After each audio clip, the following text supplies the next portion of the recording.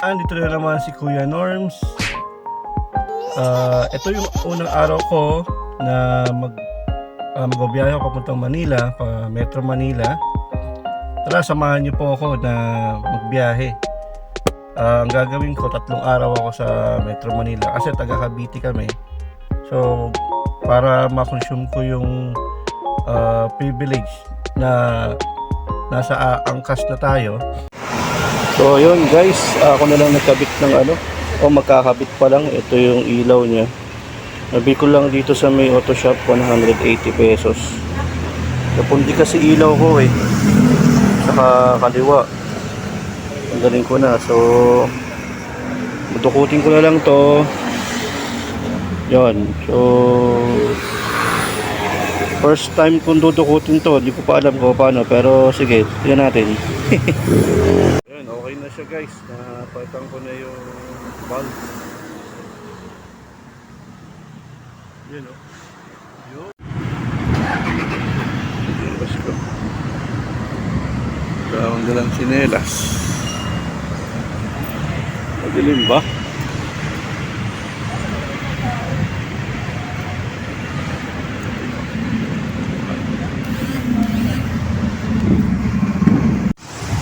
Ayun, napunta na ako ng ulan.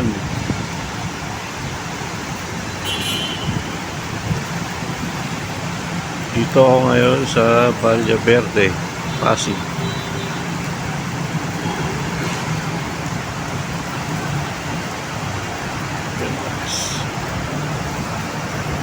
Nandito muna yung papaalam ako.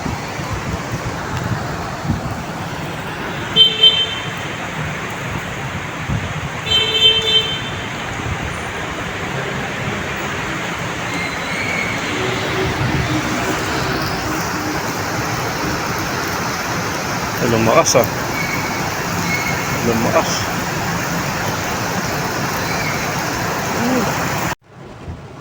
Ayun, naulan na. So ano na ngayon, 9:46 ng gabi.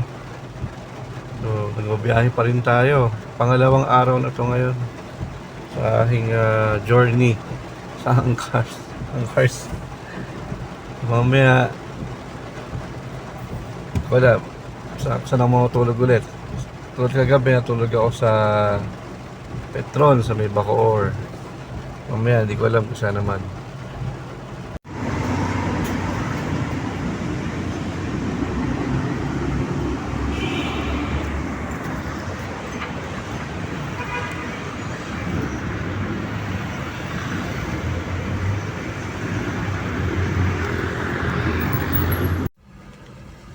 Okay mga ka-service, andito ako ngayon sa Shell. Ito matulog ngayon, pangalawang araw ko ngayon. Unang araw sa Petron sa Bacoor. Ito naman Shell Pasig. Ito matulog. Pangalawang araw ko para sa tatlong araw na Angkars driver. Ayan Shell. Okay. May nakapark sa kaliwa, may nakapark din sa likod. So sakto, diba? Okay mga ka-service, good night.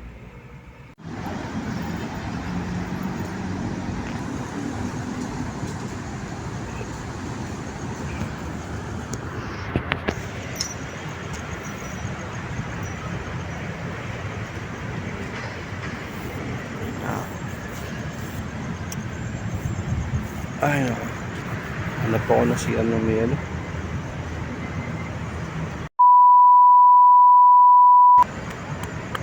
kakala ako magsipilyo at maghilamos.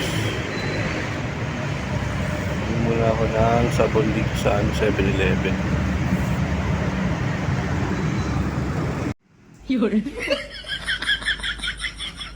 Yun, good morning mga ka-service. So, andito ako ngayon sa Terminal 3 dahil lumawak na yung coverage ng Angkas via Angkars. So, dito na ako pwesto ngayong araw na to, sa pangatlong araw ko ngayon. Pero mga ano lang ako, hanggang hapon lang ako kasi may nagpa-book sa akin na magpa-drive itong hapon. Kaya sana makuha akong booking ay yung papunta ng Cavite para makabawi naman ako. Kasi yung coverage ng ano lumawak na eh. So yun, Terminal 3 na ako. Wait ko na lang yung booking ng Arcas.